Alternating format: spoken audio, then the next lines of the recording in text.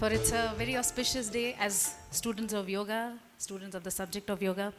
It's Patanjali Jayanti, and also it's the second day, it marks the second day of the festival of Diwali, which is Dhanatrayodashi, dedicated to the Lord of Ayurveda. Okay, keeping that in mind, let us chant the prayer together. We'll be chanting the Dhanvantri mantra as well as the second prarthana that we do to Patanjali. Let's all begin.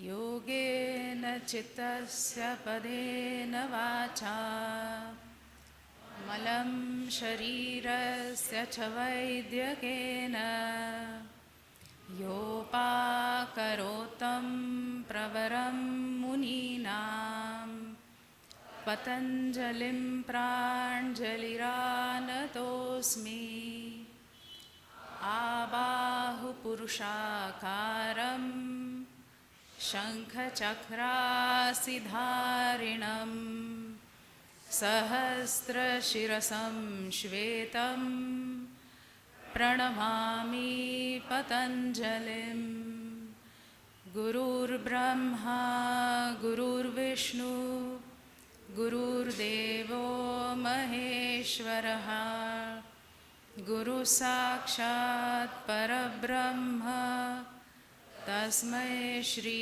गुरवे नमः यस्त्यक्त्वा रूपमाद्यं प्रभवति जगतो नेकधानुग्रहाय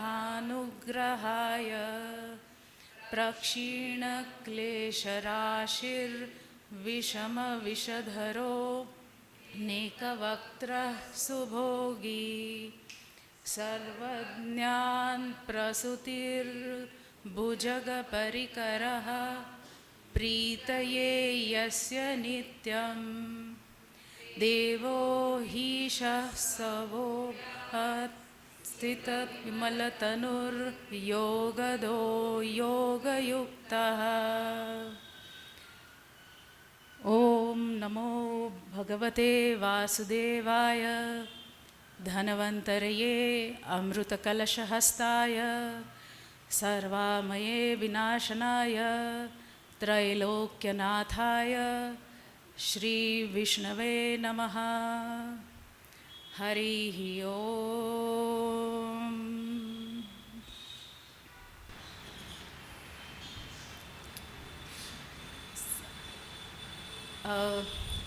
A big applause to the bit of decoration that has been done. I'll be revealing the significance of it soon. Before that, after the entire program ends, we are going to chant the Aarti, which Geeta ji has composed.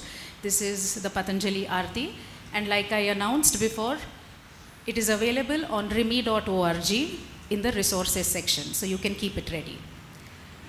Yes, so it is through Guruji that we could initiate our journey to understand the valuables hidden in the text of Yoga Sutras. In fact, in our generation, especially in the reel and the post culture, accessing and studying traditional texts feels like a far-fetched venture. But we are lucky to have our teachers here who are guiding us into deepen our understanding of the subject of yoga. We are all aware of how sage Patanjali was born, right? He was an Adishesha Avatara, or the serpent form. Let me tell you a few interesting facts which I came across in one of Guruji's Marathi books. The sage was residing in a southern India where he was a master of thousands of pupils. He taught the Mahabhashya, which is a commentary on Sanskrit grammar. But while teaching, there was a condition that he would never show his face to the students. So there always was a cloth which was like a partition between the pupils and sage Patanjali.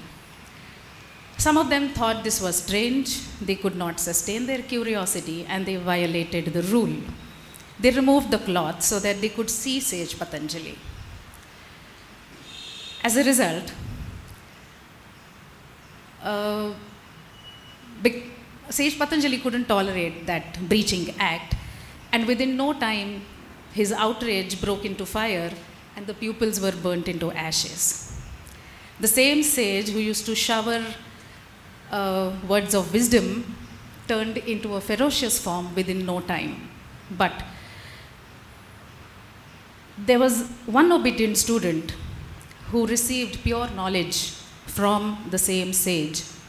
We know him as Maharshi Charaka, who was a scholar, a physician, and the principal contributor to the text of Ayurveda.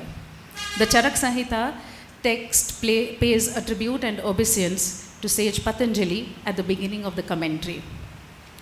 So also there are some texts on classical dance which mention mudras and gestures that are named after sage Patanjali.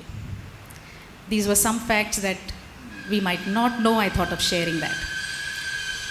Just to recapitulate a point from Prashantji's last talk, while explaining the steadiness of the chitta as compared to the steadiness of the mind, he referred to terms like Yoga Sutras, from the Yoga Sutras, like Abhyasa, Anushasan, Adhyayan, Anushtanam. He called them the rungs on the path of sadhana. Actually, as students, we have all begun this journey in a very mild and meager dose, where we observe Anushasan by following certain codes of conduct, procedures, rules, and order in a class setting. In fact, also we observe, unknowingly, we are doing the Adhyayan part when we are chanting the Pranav mantra Om, when we are praising the symbolic elements in which we see in the Patanjali idol. But while talking about Abhyasa, Anushtan, Sadhana, we have a long way to go. And that is where we have begun this discussion, this topic. So I request Prashantji to enlighten us more on the dynamics of practice, how it is different from the entire fabric of sadhana. Prashantji, over to you. Namaskar, all of you.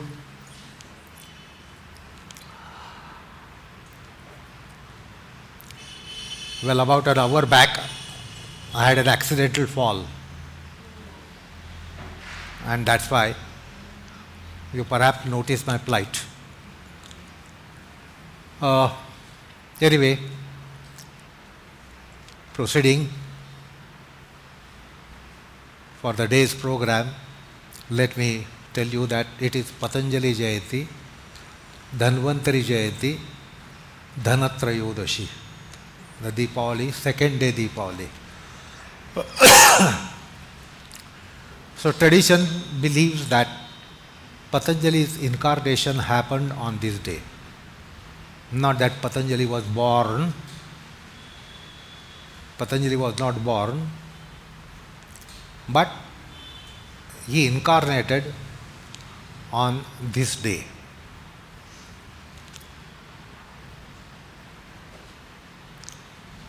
So there are lots of speculation about time of Patanjali.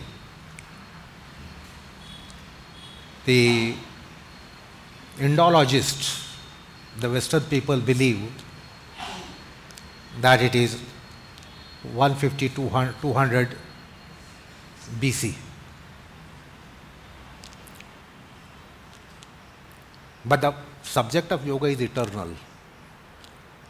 So it stands in a logic to say that there was no yoga before 200 BC. Now, Patanjali's incarnation, he incarnates several times, time to time.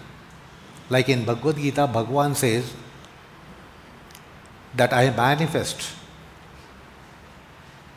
in various yugas, yuga after yuga, that is eon after eon, which is also our case.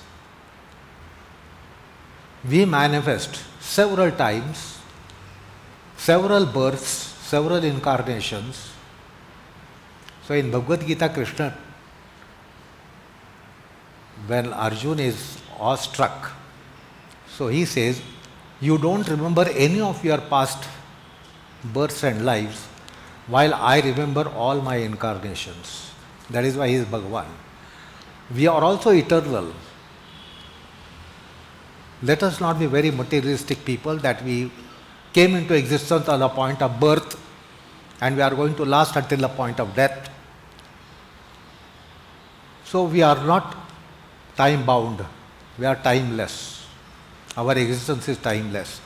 It obviously means we have had several avatars. Bhagwan has only avatars as Bhagavan, while we mortals have avatars in 8.4 million life classes. We can manifest as ant, mosquito, dinosaur, elephant, crocodile, bird, snake, cobra, gods, demons, mortals, humans. So, we are also manifesting several times, severally. While Bhagwan always manifests as Bhagwan, Bhagavatas always manifest as Bhagavatas.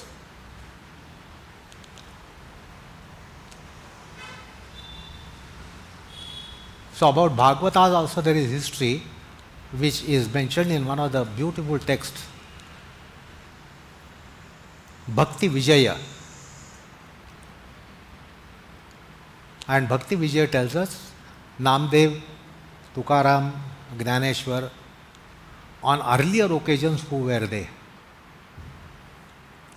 So Prahlada, Narada, Parashara, Pundarika, Vyasa, Ambarisha, Shukashavanaka, Bhishma, Dalbhya, all these bhaktas manifest. So some of the bhaktas of recent times were incarnation of Prahlada. Some were incarnations of Ambarisha. So bhaktas also manifest severally, and they are always manifesting as bhaktas. So Bhagavatas as Bhagavatas, Bhagavan as Bhagwan, but human being not all the time as human being. We will transmigrate and take birth as ant, mosquito, bed bug, to elephant, blue whale, dinosaur, to celestial beings, Deva Devatas, Yaksha, Rakshasa, Gandharva, or in the infernal planes as well. So Patanjali incarnated several times. Like 4th chapter Bhagavad Gita says, Yada yada hi dharmasya glanir bhavati bharata abhyuthanam adharmasya, I manifest. Sambhavami yuge yuge. So Krishna was not only once born, as we know from history that comes in Mahabharata, Harivansha Puran, Srimad Bhagavatam, Krishna had previous incarnations as well, several, countless. Rama had several, countless incarnations.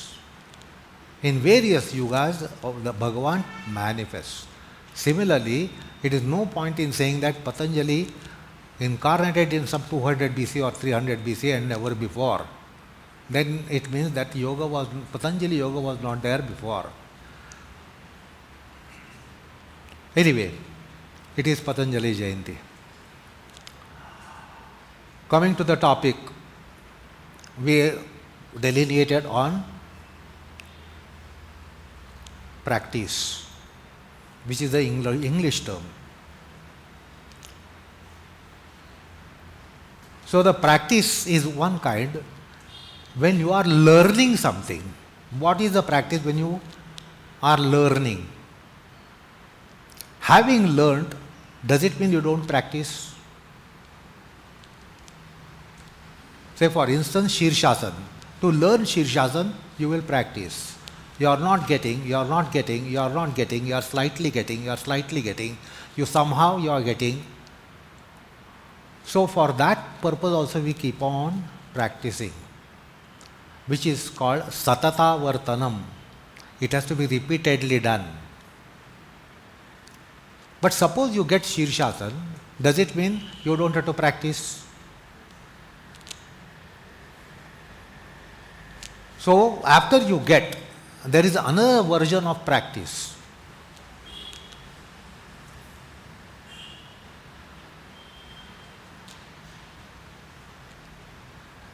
And as I said in the last time, we have several grades of practice, qualitative grades of practice. So sometimes the practice takes the mode of tapas. For some time we will do practice as an austerity. Not you and me, but traditionally practitioners of yoga. There is tapas form of practice. It is something bound, decided. The scheme is decided, time is decided, place is decided. So it is performed as an austerity, which we cannot imagine. We mortals, we do not know what is tapas. We can only imagine what is tapas, and tapas is not our cup of tea. It requires discipline, austerities, a background. Because tapas has another derivation, that it is a period of 12 years. So something has to be done 12 years. Something has to be done replicatedly 12 years. Because many of you will say, we are practicing for more than 12 years.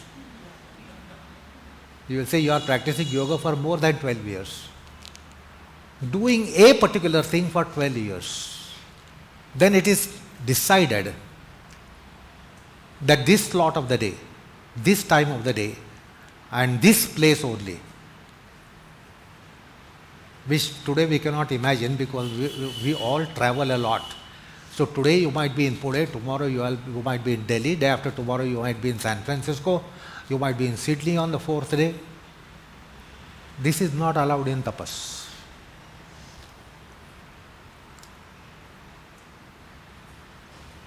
The time, place must be appointed. Not that today you will practice in the institute, tomorrow you will practice back home, day after tomorrow you will practice in a hotel room because you are in Delhi. That's not allowed. Tapas. It's an austerity. Anyway. Then abhyasa, I told you, there are different hierarchies of practices. You might say it is a casual practice, it is a serious practice, it is an intense practice, it is a dedicated practice, it is revered practice. So the practices have several levels which we have to climb up. Selfless practice, motivated practice to selfless practice, goal-oriented practice to selfless practice. So there are several hierarchies of practice. And we will have to go through all those various qualitative grades. Because the other day I said, sadhana is different than practice. Now, abhyasa, you know the technical meaning of abhyas, which is in Yoga Sutras. Tatra sthito yatnaha abhyasaha. So it has been defined. Tatra sthitaha, sthiti, the chitta sthiti, effort to have a desirable state of mind, giving it established condition, not any state of mind to be giving established condition. You are depressed and you try to get settled in depression. Day after day, week after week, month after week. Why? I am established. I have sthiti in depression. I have sthiti in frustration. Now, that is not the sthiti. Chitta sthairya is a concept or idea in yoga. So, any and every effort ordained by the Shastras, ordained by the tradition, is abhyas. That is one meaning. But when abhyas is a joint compound word like yoga abhyas, merely abhyas, there is a technical meaning given by Patanjali. Tatra sito yatnaha abhyasa satu dirghakala nairadharyam satkara sevitaha druda bhumihi. So there are two sutras on abhyas in the first chapter. But when it comes as yoga abhyas, it is not practice only. It is much more than practice. Because your idea of practice is to practice asana, pranayam, maybe little japa, little dhyana. So that is what is your practice. It is abhyas, yoga abhyas. The meaning of abhyas is changing. Rather than merely saying abhyas. Abhyasa vairagya abhyam tannirodha is the sutra. What is the meaning of abhyasa is stipulated by Patanjali. Vairagya has been described. But when the composite word, compound word of yoga abhyas comes, abhyasa means it's a study.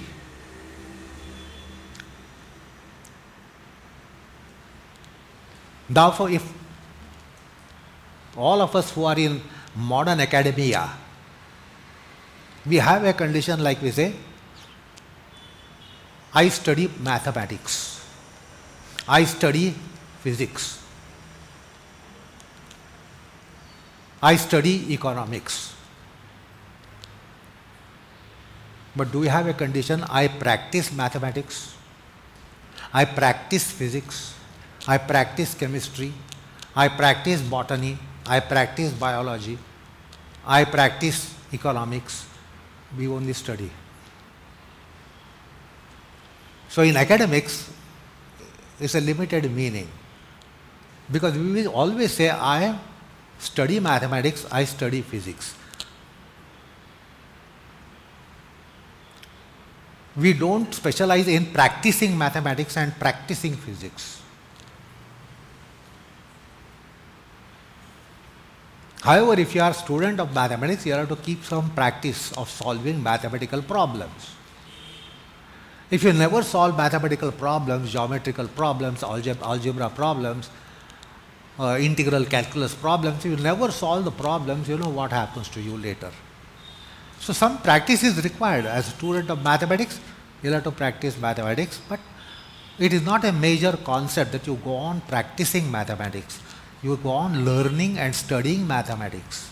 It is perhaps an endless endeavor, lifelong endeavor, that you keep on learning, studying mathematics, learning, studying physics, learning, studying philosophy. It's a Western concept. In the Western concept, philosophy is only to be studied. Nobody asks you, do you practice your philosophy? You get a certificate that you have studied philosophy. Modern philosophy, medieval philosophy, classical philosophy, you will only study philosophy. Aristotle to Hegel to Marx to whatever Western philosophers you. So you only study. Philosophy in the West is meant to study. While in the Oriental culture, it is not merely to study, so that you are able to give talks, discourses, pravachans, lectures. So you might listen to a talk of philosophy, a talk on philosophy by someone. It perhaps becomes irrelevant to ask, do you practice your philosophy? And how do you practice your philosophy? Suppose somebody is a student of Aristotle.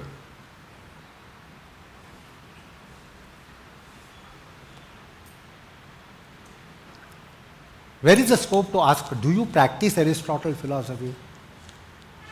So study. Someone will just study philosophy.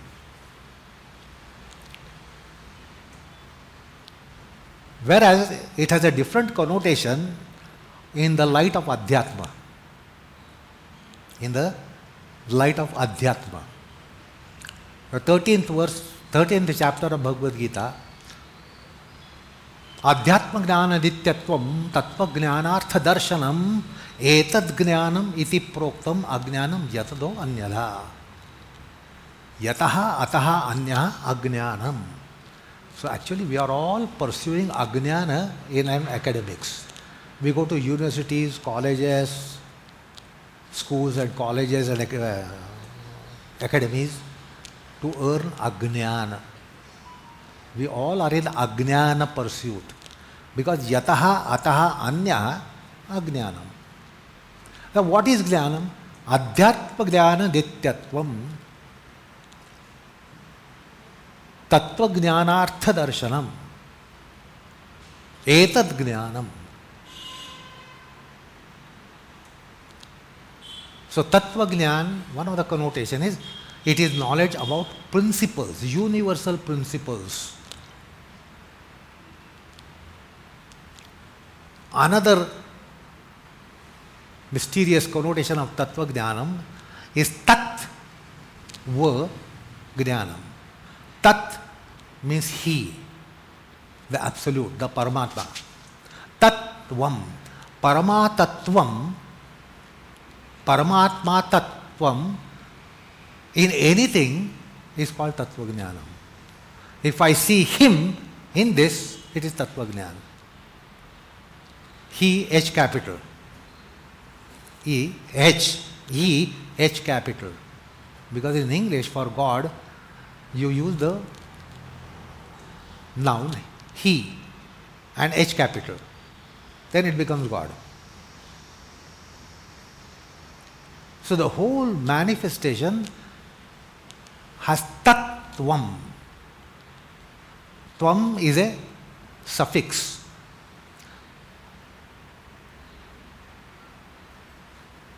Which speaks about profusion, profundity and preponderance.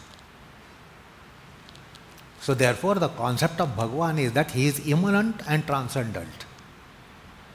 We don't believe that God creates universe. It is not Upanishadic precept or Indian philosophical precept that God creates. No. God becomes. God becomes the creation. He doesn't create.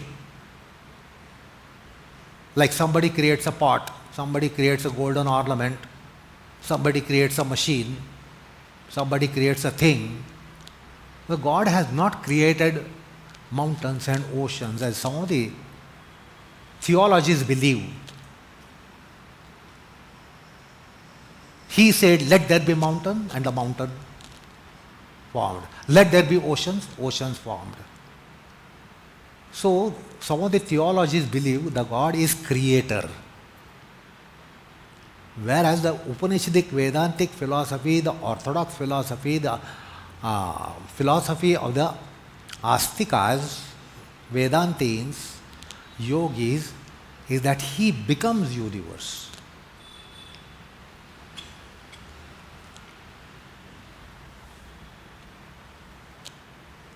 So therefore there comes a hymn in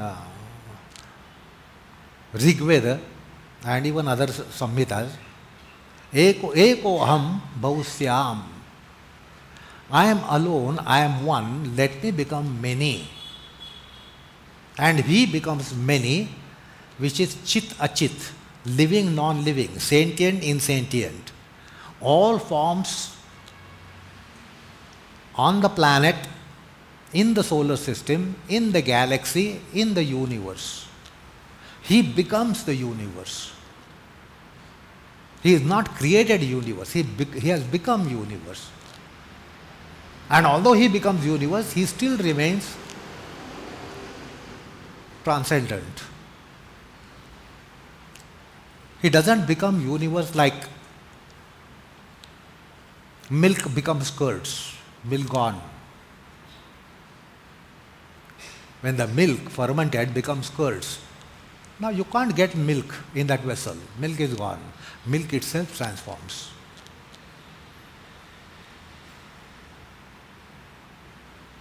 So there's a material cause. And when clay becomes pot, you don't get the clay in the form that it was before the pot was made. The lump of clay, malleable matter, shapeable matter, you lose the clayness in that sense. And then it becomes a pot.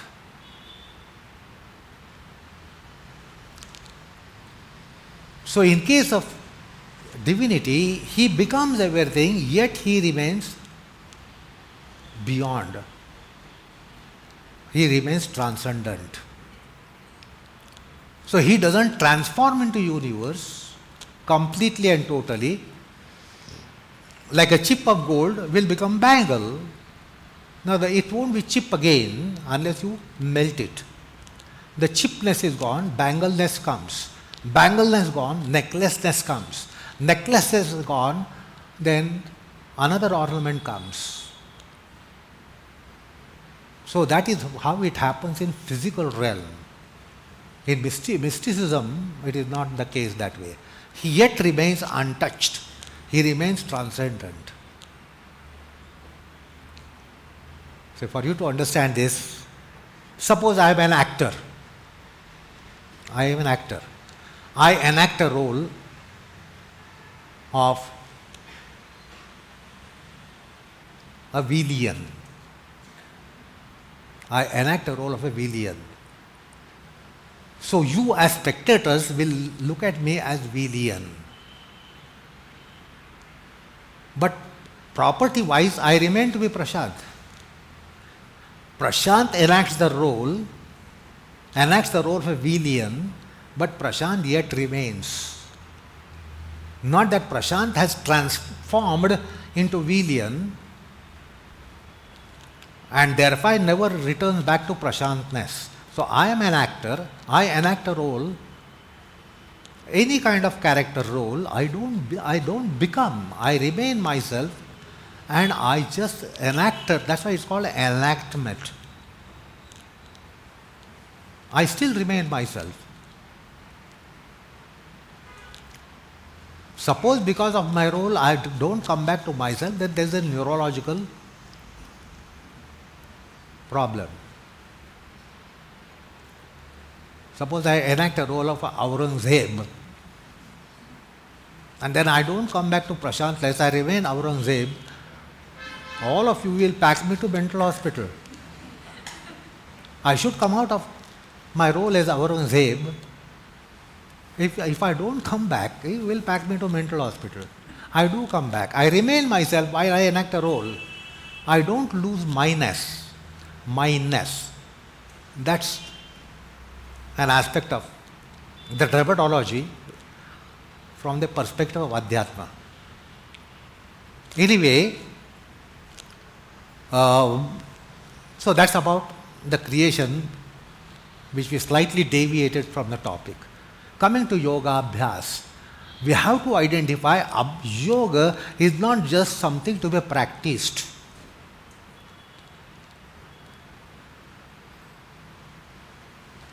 That is how we will get the impression in beginning that we have to do.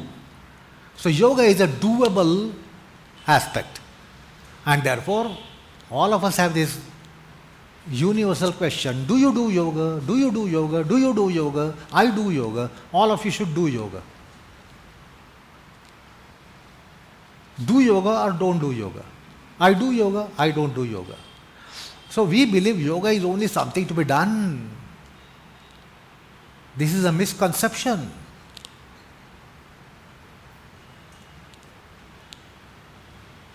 So we don't identify anything studyable content in yoga. We only identify doable content, gettable content in our, today it has become yoga. It's no longer yoga. It has become yoga. It's only doable, gettable. Do get it. If you do well, get well. You will get well. If you do very little, you will get little. So there is correspondence between what you do and what you get. And we all are doing today the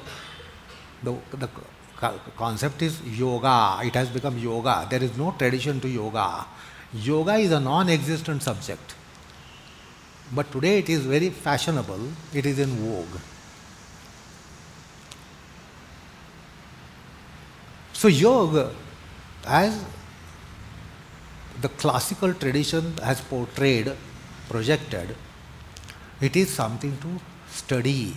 What do you study?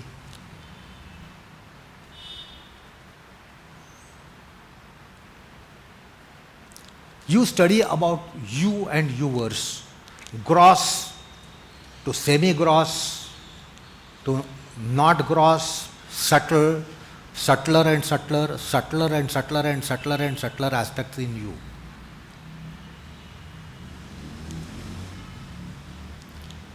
So yoga has a subject matter which has enormous content which entails a study. Yoga abhyasa. Now what is actually a study? Basically I have given the broad concept division. It is called embodimentology. You know the word body. The body doesn't include mind. Body is body. But we are body plus mind. We are body plus mind, consciousness, psyche, etc., etc. So this is an embodiment.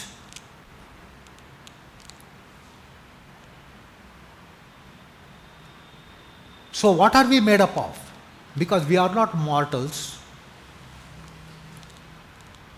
We are not there for 60, 70, 80, 90, 100 years of lifespan.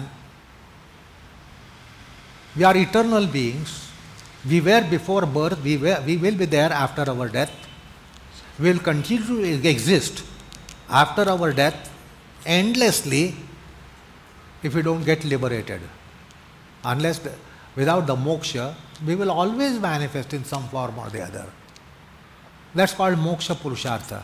So until we are not attained that, until we are not mukta, we are going to be coming and going, coming and going, coming and going. Once you come, the death is inevitable. But Bhagavad Gita adds to wisdom, once you die, birth is inevitable. So death,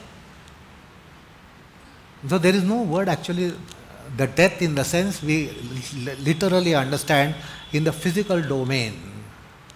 That means he is no longer there.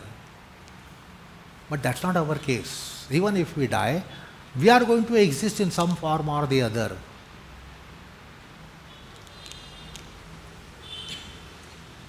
And therefore, we have a concept called ati mrityu. Mrityu is something common to all of us. All the biological creation, every biological creation has a death. Having died, it takes a birth again. So death and birth, death and birth, death and birth is a cyclic thing. Now if you want to escape the cycle, then there is a moksha sadhana, and with the moksha sadhana, moksha siddhi, you will be out of the wheel and will not rotate between life and death, life and death. Oh, yoga abhyas has a content to study. What do you study? Embodimentology, not only ephemeral body, because what one studies in medical college is ephemeral body. It comes into birth and it dies.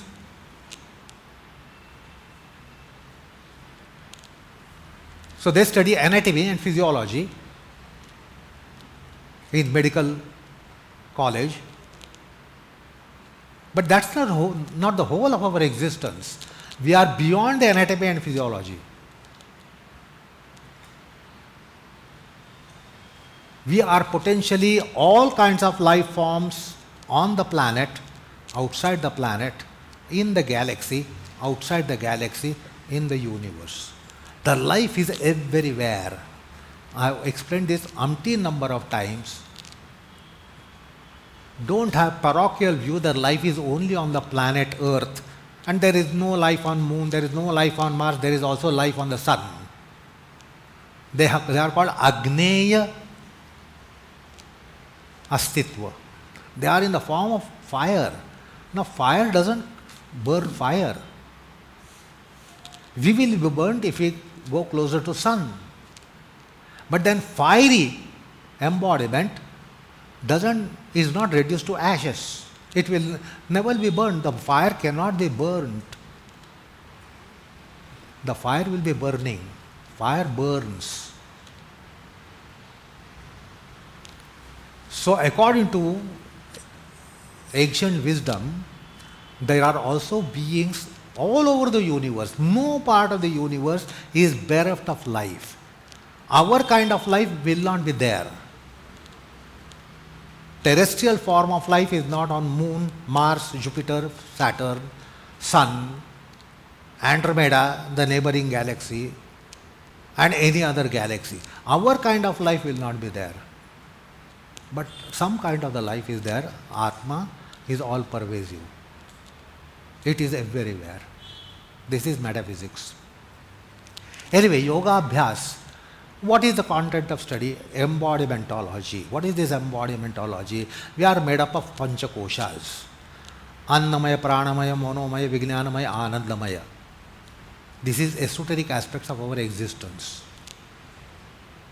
Modern science will not tell you that these five kinds of existences. Annamaya, pranamaya, monomaya, vijnanamaya, anandamaya. We have sthula sharira, sukshma sharira, karana sharira.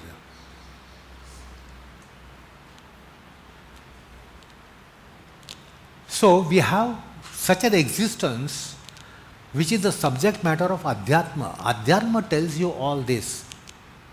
Anatomy, physiology will not tell you. Bodyology will not tell you.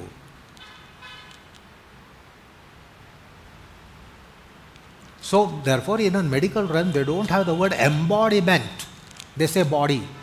Body, mind, psyche. But we are embodiment. Mysticism says the whole universe, microcosm, is within us. It's not that the galaxies are outside us, as astrophysics tells you.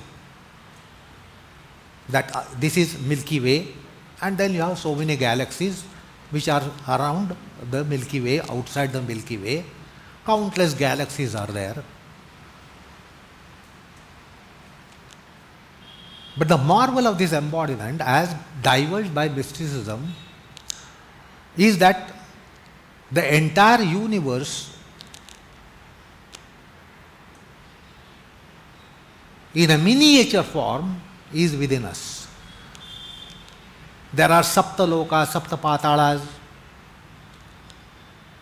bhuhu, bhuva, suvaha, maha, janaha, tapaha, satya, atala, vitala, sutala, rasatala, talatala, mahatala, patala. So these are 14 bhuvanas, 7 plus 7 bhuvanas. If you do the mapping of the universe, and they all are within us. So that's why it is an embodiment. It is containing universe. It is containing Atma. It is containing Ishvara. It is containing Paramatma. It is containing the Lord of the universe, Lord of the creation. Like I have repeatedly quoted this verse from Bhagavad Gita. Ishvara sarva bhutana mruddeshe arjuna tishtati. 18th chapter, maybe 60 or 61 verse. Ishvara sarva bhutana. Ishvara, the ultimate principle, the absolute principle. Sarva bhutanam, in all beings. Vruddeshe tishtati.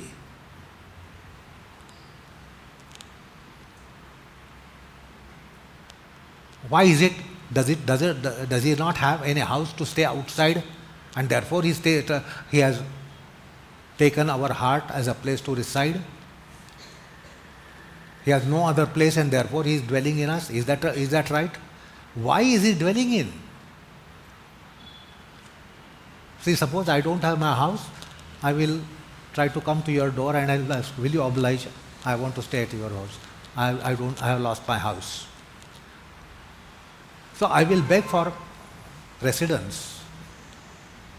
And then perhaps you will oblige or you will kick me away. Both are possible. You either kick me away or you will oblige. Why is it? Is it the divinity doesn't have place elsewhere to stay and therefore he is residing in the heart? Why is he residing in the heart? Brahmayan sarva bhutani yantra rudhani mayaya. He has a function. He has a purpose. Not because he has no house, he has come to stay in our heart. Vruddeshe tishtati. Not because he has no place to elsewhere to stay and therefore he is in our heart. He has a purpose and function. Brahmayan sarva bhutani yantra rudhani mayaya. The universal phenomenalism is a machine and we are mounted on the maya of it, and then we are rotating and rotating and rotating between claimant, inclaimant, likable, hateable. So he is moving us in our existence, from existence to existence. This life I am Prashant Iyengar, next life I can be a bed bug and be in your bed to suck your blood. Nobody knows what are we in the next life. And that's why we are told to do good karmas so that we don't go to untoward consequences. Because none of us want to be a bed bug next life. We don't want to be a mosquito next life. We don't want to be a worm next life. What is the way to escape? If you don't want to be all that you want to be assured that you are not going to be a bed bug, mosquito, worm. How do you get the assurance? Do good karmas. Don't do bad karmas. Because bad karmas give you bad fruits. Good karmas give you good fruits. Anyway, that's the karma siddhanta. So, Brahmayan sarva bhutani yantra rudhani mayaya. Okay, is that only the function? Is he there just to torment us or give us up and down spike condition, sometimes wonderful, sometimes miserable? Is that only the role for him? No. Tameva sharanam gaccha sarva bhavena bharata tat prasadat parashanti sthanam prapsyasi shashvata.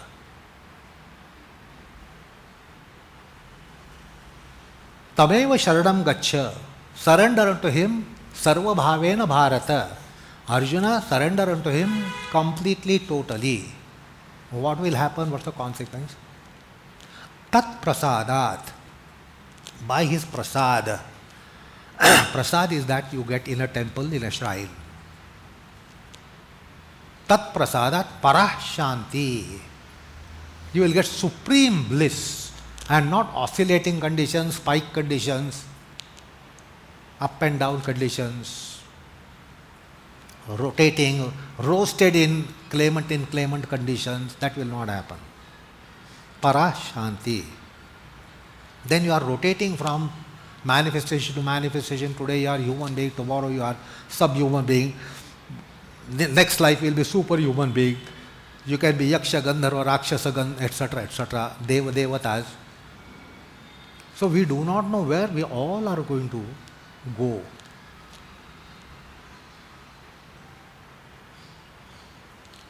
We have a marvelous itinerary. We will be going to 8.4 classes of destinations. Sauranshilak Yoni, not Sauranshilak Jeev, Yoni, classes. If you want to know what are these 8.4 million classes, peep into Dasbodh. Dasbodh tells you how many yonis, Manav yonis, how many yonis, Pashu yonis, how many yonis, Sarpa yonis, Vanaspati yoni, botanical life, serpentine life, aqua life. There are so many forms of life beyond the world, celestial life, beyond the world, infernal lives. So there are 8.4 billion, and each of them will have billions and billions of manifestations like botanical life. How many trees are there, classes of trees are there? We don't have idea. Even botanists will not have idea. How many kinds of trees are there on the planet? Countless trees are there. Each class of the tree has several jatis. Like we say, ambyacha jhad, a mango tree. How many classes of mangoes are there? From Ratnagiri Hapus to Devgad Hapus to Pairi to Totapuri to Badami to Kesari. So many mangoes are there. Mango is not just one entity, it has several classes. Countless classes. Anyway, embodimentology is subject. What are we made up of?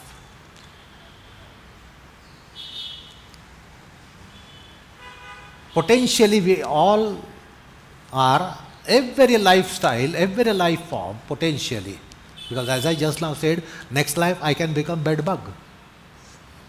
In another life I can become blue whale, I can become elephant, I can become anything, crocodile, tortoise. So understand what is the itinerary. Because those who travel these days around the world, they know this concept of itinerary.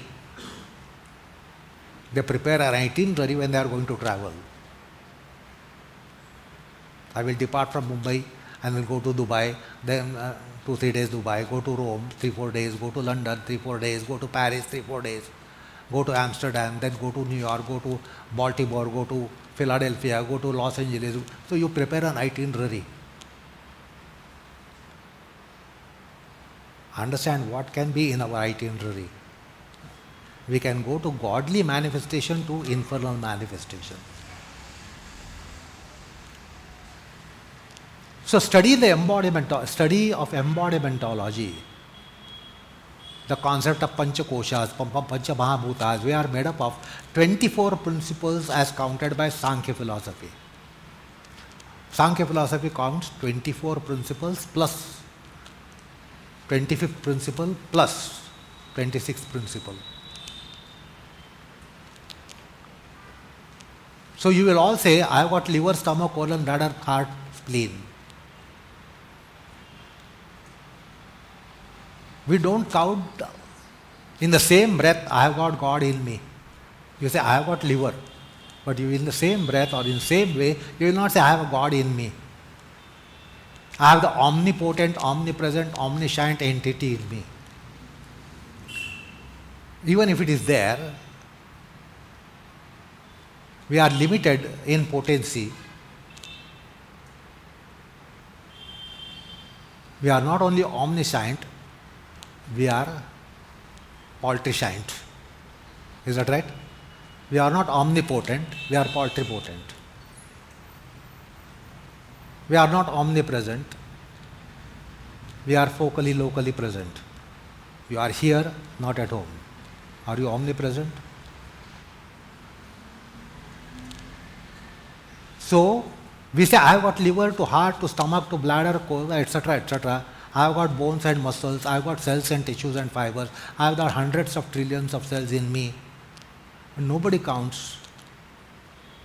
I have spiritual entity in me, I have divine entity in me. Anatomy will not show where is the God in you. Even if you go for complete scan of your heart, nowhere you will find divinity. Although he says, I reside in the heart.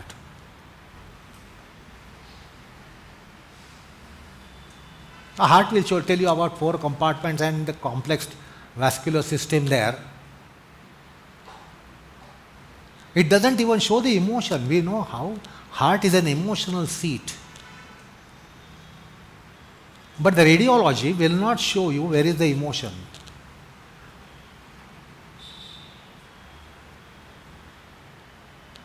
It is an emotional seat. And they will say emotions are in the brain because there is center. But there is something to do, the heart has something to do for the emotional upheavals, emotional joy, emotional despair, dejection, frustration. Heart is definitely, and that's why you all of you, in your pink period of life, when we are all young, teens, 16s and 25s, you told your beloved, I love you from the bottom of the heart. Why don't you say, I love you from the bottom of the brain? Why do you want heart there? Why don't you say, I love you from bottom of my feet? Why don't you say, I love you from my bottom of the bumps, buttocks? Why do you say bottom of the heart? Heart has unique place. So it is still a mystery for your modern science. All the cardiologies, etc., might be well advanced compared to what they were 10 years back, 50 years back, 60 years back, ultra modern cardiologists.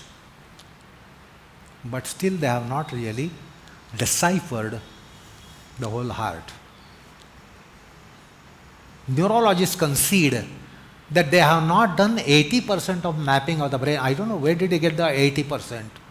Unless you know 100, you will not know what is 80. So it gives the impression that you know the 100% of the brain, and therefore you say we only have mapped 80% of the brain. How do you say it is 80%? It can be 8%.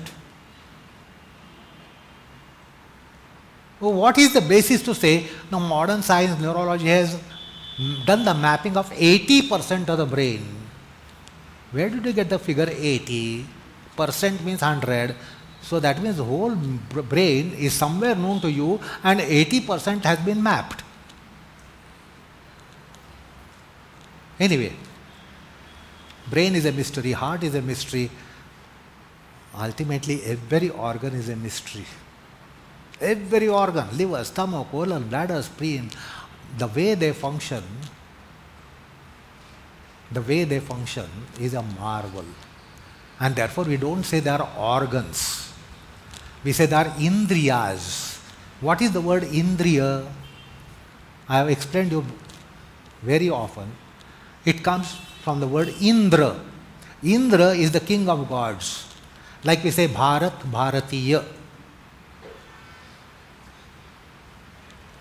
Agni, Agneya. Vayu, Vayaviya. Jala, Jaliya. Indra, Indriya. It's a suffix. We don't call them as organs, as the modern word in English they call it. Organs of the body, organs of the mind. We say all indriyas. Sharirendriyas, karmendriyas, jnanendriyas, pachanendriyas, shvasanendriyas, jananendriyas, abhisaranendriyas. They are all indriyas, indriyas, indriyas. That means we have celestial component in us. Indra is a celestial being. Indra is the king of all gods. So that's a celestial component in us. So embodimentology tells you that you have adhibhautik, adhidaivik, adhyatmik aspects. Adhyatmik adhishthan, adhidaivik sanghatan, adhibhautik avishkar. These are beautiful words in vernacular. Adhyatmik adhishthan, adhidaivik sangatana, and adhibhautik avishkar, manifestation. So what are these adhidaivik, adhyatmik and adhibhautik aspects? Medical science will not tell you. It is not the subject matter of medical science and bodyology or anatomy.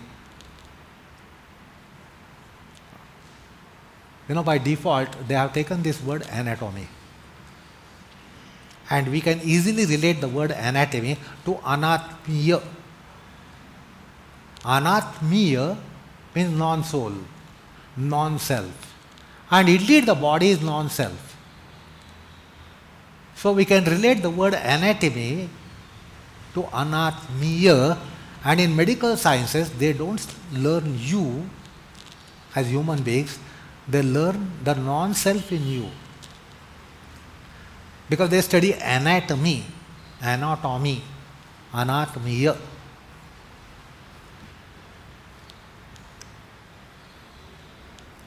Bhagavad Gita introduced another concept called Adhiyagnya.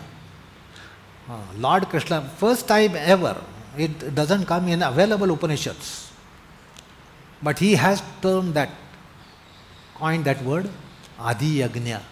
I am Adhiyagnya in all beings. So you will realize Adhyatma in you, Adhibhautik in you, Adhidaivik in you, but he is Adhiyagnya. So getting to know Adhibhautik, Adhidaivik, Adhyatmik, Adhiyagnya, knowing it, to get some kind of experience, either if not inside the horizon, outside the horizon, yes, it is there.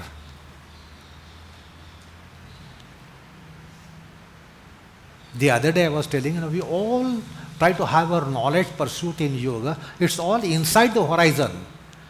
Ocean exists 10 times more outside the horizon than what is inside the horizon. Because inside the horizon might be at the 10 kilometers, 15 kilometers. Is the ocean only 15 kilometers? So there is much of ocean beyond the horizon. It's the tip of the iceberg, what is within the horizon. So our subjective experiences are all within the horizon.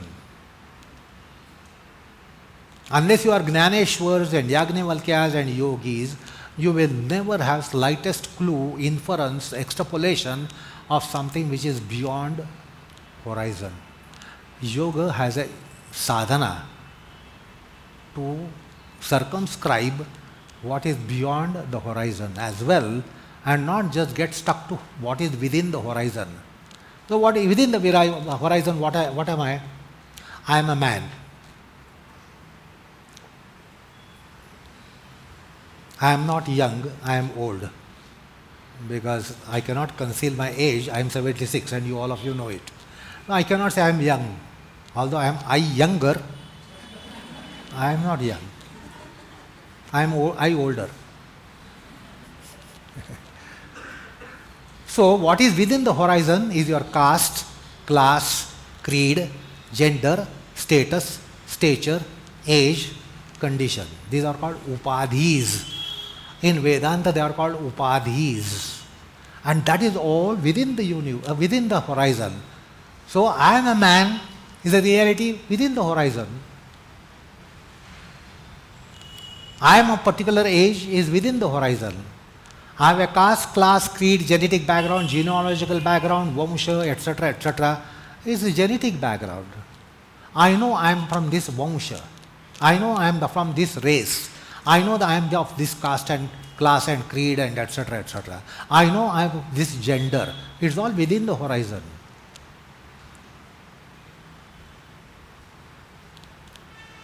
So all these realities, what is called as Vastavikata is not the truth.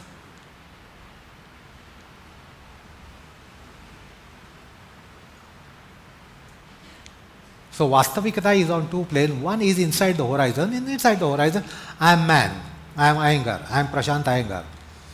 I have got this lineage. I have got this creed. I have got this genetical background, genealogical background. This is my class, creed, gender, status, etc. But then we exist beyond. And one of the simplest ways to know it, so you are all either man or woman. You are all either man or woman. You are either young, because I don't see any teenager here. There was one who has gone from here.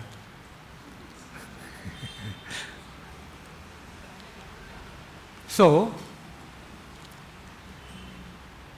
this is a kind of reality that we are men and women. We are young and old. We are Oriental and Occidental. We are Indians and Americans and Canadians and Europeans, as is the gathering here.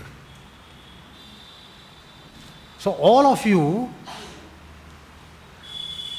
when you are fast asleep, is an American, is an Indian, If you are in dreamless sleep, Indian is not an Indian, American is not an American, the man is not man, woman is not woman, young is not young, old is not old, healthy is not healthy, unhealthy is not unhealthy.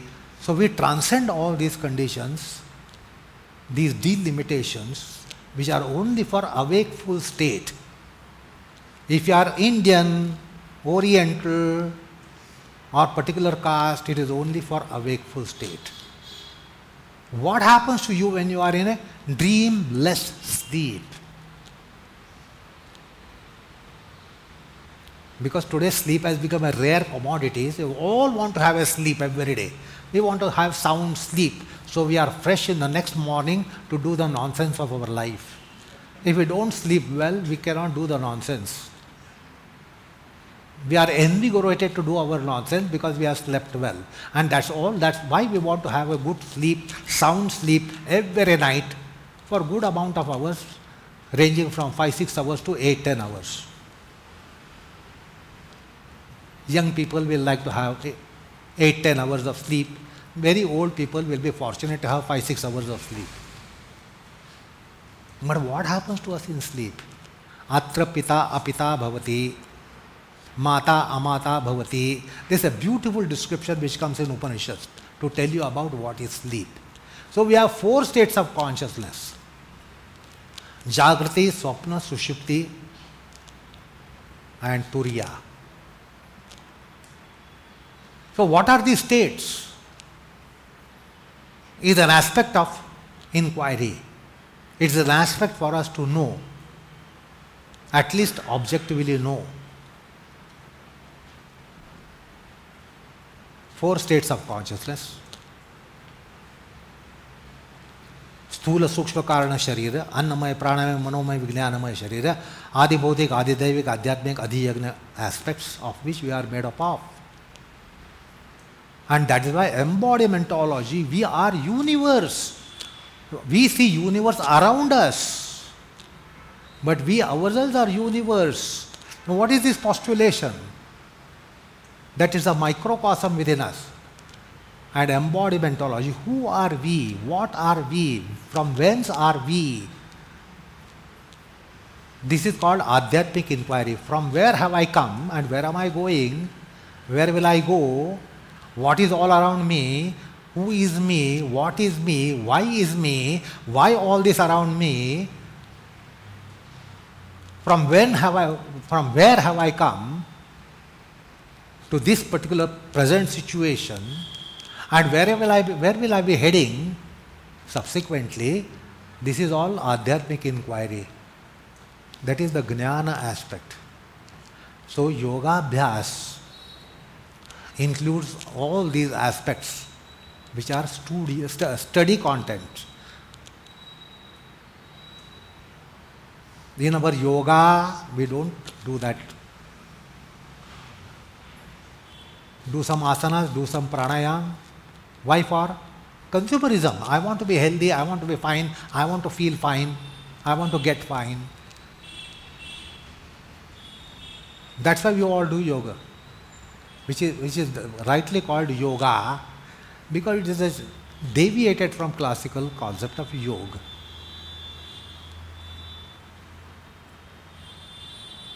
Then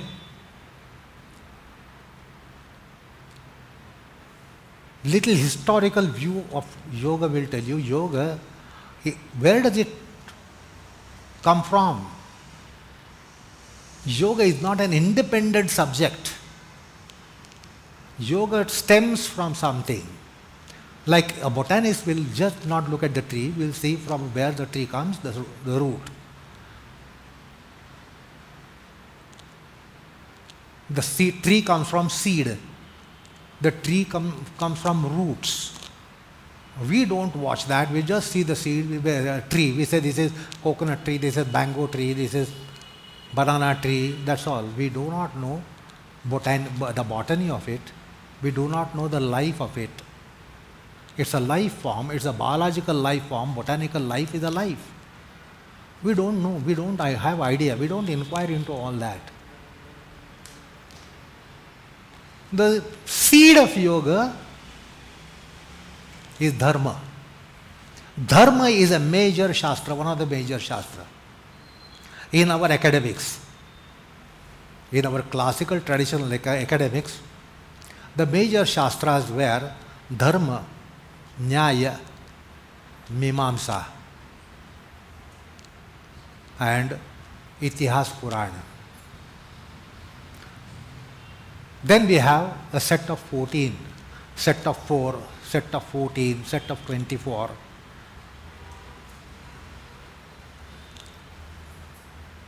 So Dharma Shastra is the womb of yoga. Now what is the substantiation for what I have said now? Bhagavad Gita is for dharma. Yato dharmas tato jayaha. Dharma is a major concept of Bhagavad Gita. What is right, what is not right, what is wrong, what is not wrong. The righteousness is the important content of Bhagavad Gita. So Krishna tries to impress Arjuna about the righteousness, the duty and the righteousness. Therefore, every chapter of Bhagavad Gita has a colophon, Pushpika, which comes at the end of the chapter. What is the colophon of any chapter of Bhagavad Gita?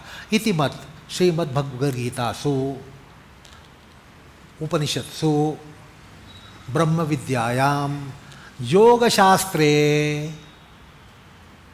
Krishna Arjuna Samvade, Amuka Amuka Nama, Amuko Dhyaya.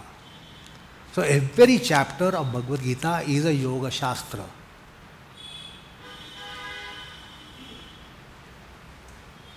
So we have to study Yoga Shastra.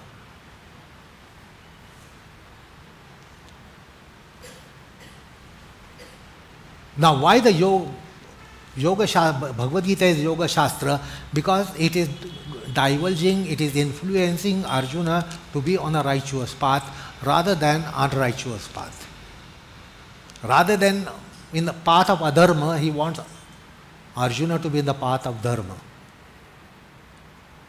Dharma ordains Arjuna, and that is what Krishna reveals. You are ordained to do this. I am not telling you to do this. Therefore, somewhere he says, you do as you wish. He doesn't say, you do as I say. He doesn't say, you do as I say. Now you do as you feel right. I am trying to just put across the pros and cons. What is the advice of Bhagavad Gita is Brahma Vidya as well as Yoga Shastra. What is Brahma Vidya? So these are all interconnected. So the studious content is to understand Para Brahma, Apara Brahma, Para Prakriti, Apara Prakriti. The Prakriti Purusha, Purusha Ishvara. So these are all subject matters of yoga which we have to study. There is enormous study content, not just practice content, and not just wellness content and well-being content. Because that's why we do yoga, because we want to feel fine and therefore we do yoga. We are not doing the yoga to oblige yoga. We want to be obliged by yoga, therefore we do yoga. We want goodness in our body and mind, and therefore we do as an aspect of yoga, which is yoga. What is there to study? We are all consumers. We are trying to become consumers of yoga. We want from yoga something. What is that we want? We want something aihika. Aihika, that means worldly good.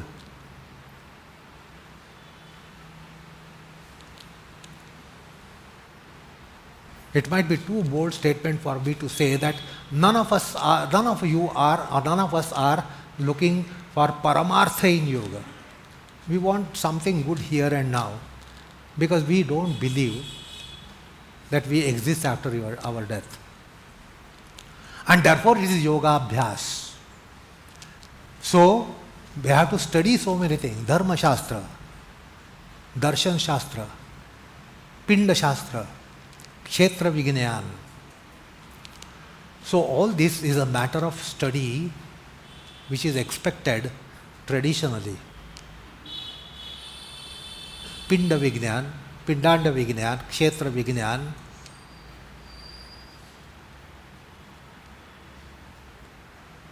The Prakriti Vignan within us, how the 24 elements are indwelling in us and how they are manifesting in us, what is their role. You know the 24 principles counted by Sankhya. Patanjali puts them in a very cryptic sutra and laconic sutra. Vishesha, Vishesha, Linga Matra, Alingani, Guna Parvani. Brief mention of 24 principles in the 4 classes. Vishesha, Avishesha, Linga Matra, Alinga. So that you need to learn Sankhya philosophy. You should be student of Sankhya philosophy. You should be student of Patanjali's philosophy, Yoga philosophy. You must be student of Brahma Vidya. You must be student of Adhyatma Vidya. You must be student of Dharma Vidya, Dharma Vignan.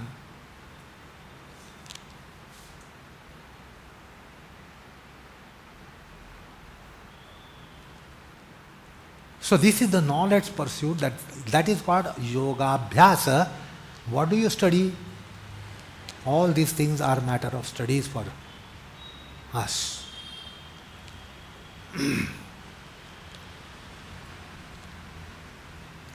Well, about sadhana we will just touch because the time is running.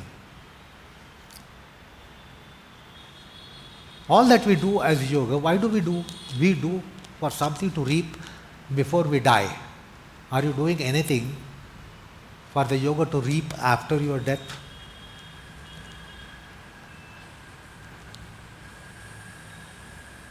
So we are trying to do something which is for only lifetime.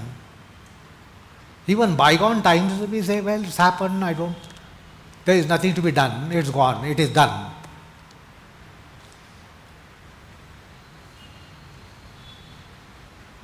So sadhana is a process whereby you will do something which is wrong, costable, it will cost you.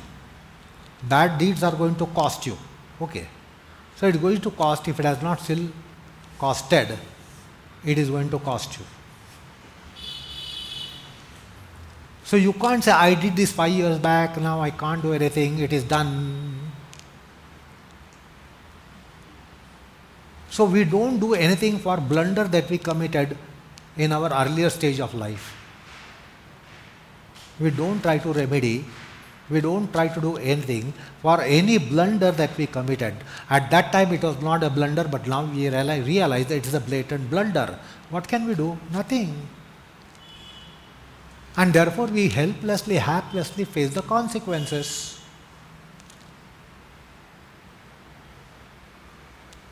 Prarabdha karmanam bhogadeva kshayaha. This is a general rule. But you can manage. According to Karma Shastra, you can manage. So suppose you have committed a blunder, you can make the blunder blunt, so it will not prick you when it fructifies. So you can manage your karmas of a retrospective phase, whereas we all think it's gone, nothing can be done. Only face the consequence.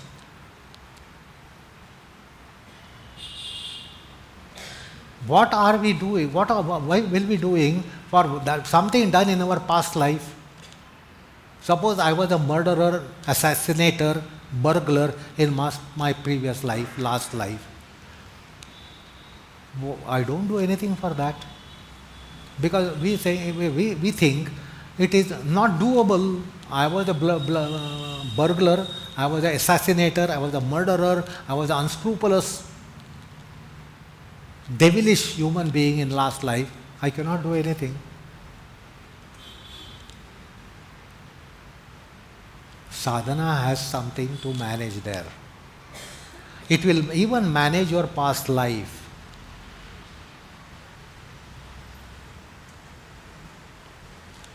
Sadhana will do something for your prospective life.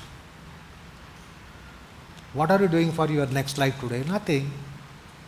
You are waiting for this life to be exhausted, enjoyed, faced, suffered, whatever is the case. We don't do anything for our next life. Anyway, I will make a conclusive statement which is just opening the portal of sadhana. I will not delineate on it today. It will be postponed to next session. People were asked question, all Guruji's students were asked question, why do you do yoga? Why do you do yoga? Everyone was questioned, why do you do? Why do you do? Why are you sincere? Why are you serious? What do you look out from it? What is your outlook? Why do you do? Why do you do? Why do you do? And 100 students gave 100 answers. Most of them had only one told, I want to be in well-being, physical, mental well-being. I want to see that this life is smooth life. I want to minimize the sufferance in this life. The same question was put to Guruji. He said, I am not doing yoga for this life. He said, I am not doing my yoga for this life. Well, there was unanimously all students said, we are doing for this life. But he said, I am not doing for this life. What is the broader idea there? I am doing something for bygone lives and forthcoming lives. I am not doing anything for this life. This is a selfishness to say, I am doing for this life. I have maladies, I have problems, I have torments, and therefore I am doing yoga. It is consumerism. So unanimously, everyone had to say that I am doing for health and health and health, for some sort of health. I want to be healthier than what I am. I want to be healthier than anyone around me. So figure out, you want to be healthy means what? You want to be healthier than what you are. But then you can also have a desire, I want to be healthier than all those people around me. I want to stand out. Or I want to be healthier than anyone in the world. I want to be healthiest. The known and unknown people. Or I want to be healthier because if I am healthier, I will do certain Herculean things which I cannot do today. Why do you want health? Put a question. And Guruji said, I don't do for health. So are we really fit to call chelas of Guruji?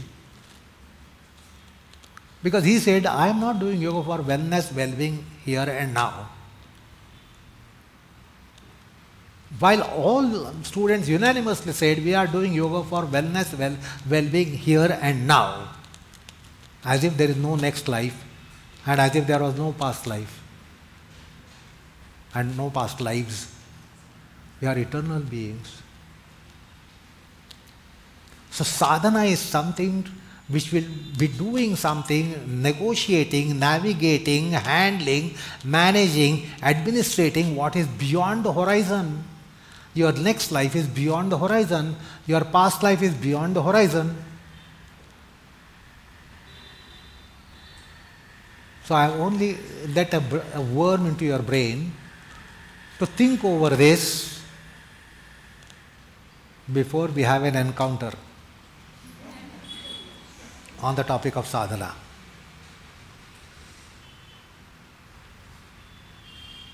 So sadhana considers your timeless existence.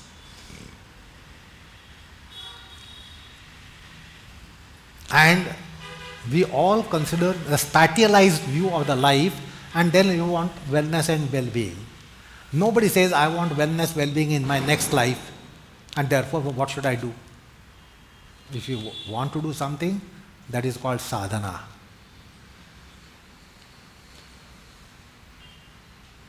So if you want to do something for beyond this life, on either sides, the only recourse is sadhana. Anyway, the sadhana when you are a seeker is one kind of sadhana. If you are accomplished, the sadhana is different. Just as I said earlier, your practice to learn something is one kind of practice. It is one characteristic of practice. But if you have attained what you wanted to attain, you got your Shirshasana, why do you practice? You will have to practice for some other thing. Because now you are not practicing to get it, you have got it. So to get it, you will do kind of practice. Having gotten it, you will have another kind of practice. So just as I said about practice, there is sadhana of a seeker and sadhana of one who is not seeking, or there is nothing to seek, yet sadhana will be there. Like practice is there, although you have got it, you have attained it, yet while you practice. So again, most of the students give the answer, we are trying to practice so that we don't lose it. Yes, because if you don't practice, you lose it. That is why some of them practice regularly so that they will not lose it. Otherwise, the fact of the matter, you are going to lose today or tomorrow, sooner or later, because you are going to grow older and older and older and older. You are going to go to the next stage of life. So Guruji also lost Viprichakrasanas, he lost Paripurna Matsyendrasanas, he lost so many asanas, but he was not in loss. You are going to lose those because of the body limitation. It is madness to say that I got Paripurna Matsyendrasana, now I am not going to lose it until my last breath. And these days people spend months and months, or at least days and days on deathbed. They don't die. These days people don't pop off like it was earlier. Are you going to do your Paripurna Matsyendrasana when, God forbid, you are going to be on a deathbed for 10 days, 10 months, 10 years? Possible. These days people live for 10 years, vegetative condition, they don't die. What is the chance that you will be not losing during the lifetime? Anyway, so hope the worm will drill your brain before you have next encounter. So with that, I conclude the session. Namaskar. Thanks for your patience. And before we depart, I wish all of you present here, virtually present, physically present, not present, will become present after a while by going to YouTube. I wish you holy, auspicious Deepavali. There is no point in wishing happy Deepavali.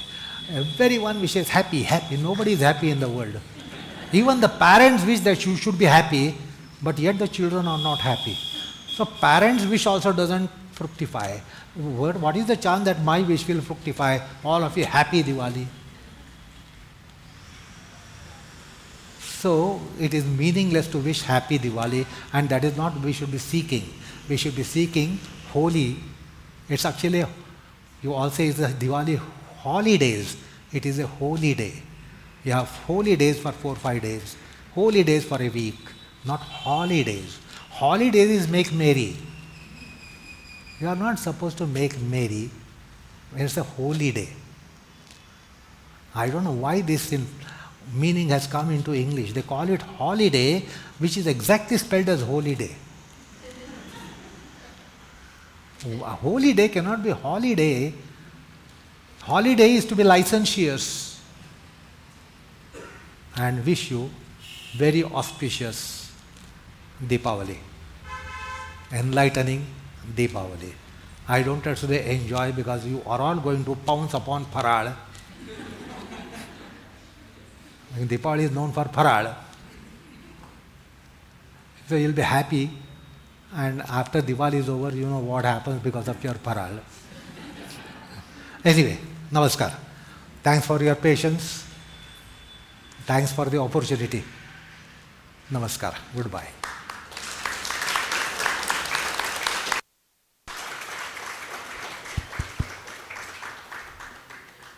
Thank you, Prashantji. Just a note before we do the Aarti. The thought of the designer here, did you notice a few minutes ago, those things were flapping?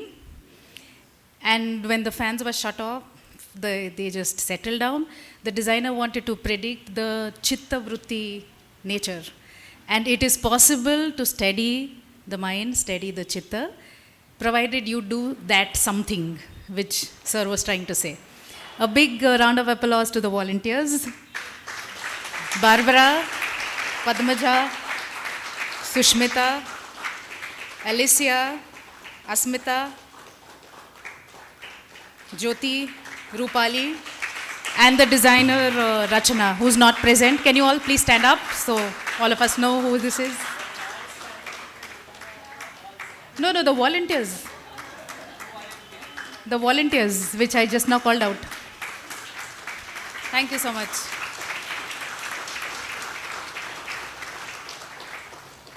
Over to the Aarti. There are some pages that we can distribute. So those who cannot access the phone can definitely use those. Let's all stand up.